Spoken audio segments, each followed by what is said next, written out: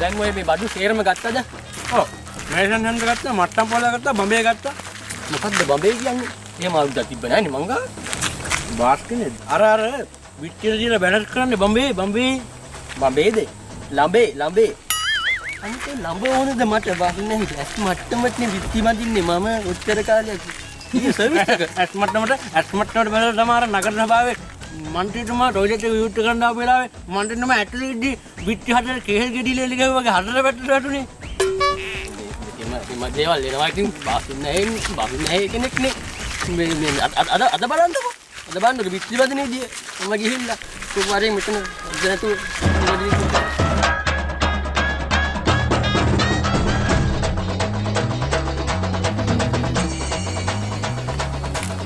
කතා කරන් ගෙදර මිනිහට.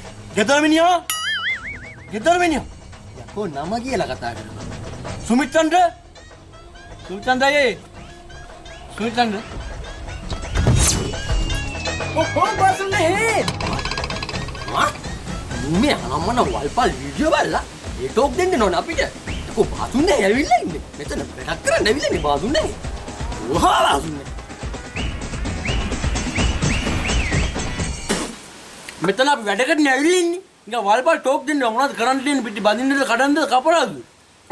නැත්තම් මොනවා වාල් එක මේක ගලවමුද මේක? අපෝ බසුනේ මේක නම් ගලවන්න බා. මේක ගෙලව මං ඉන්නේ කොහෙද?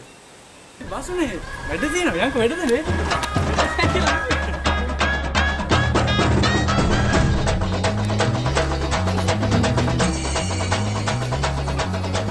බසුනේ මේමනේ. මේකේ වැඩ කරනවා බාස්ලා දෙන්නම පලංචි වෙන්න මල. මේ ඉතුරු වැඩ ටික කරන්න මේ තව බාස් කෙනෙක් තමයි. දැන් මේක තව ඉඳන් තියෙන වැඩ ටික තමයි කපරාදු කරලා සුද මැදලා උණු ගාලා කොමඩ් නෑ පොච්චි දිනු වහලෙට පරාල ගහලා මොනවද වහන්න හොඳ සීට් බාසුනේ. දැන් මෙතකොට මේ ගේ වැඩ ඔක්කොම ටික අද ඉවර කරනවද දාන සීට් එක ගහන්නේ මගේ. එතන තව කොච්චර වැඩ තියෙනවද ඉස්සලා අර මුදුන් පිටිය ඇදේ අරලේ මුලින්ම කවුද ඔක ගහපු බාස් වලේ මරුණා මේ මල්ලි.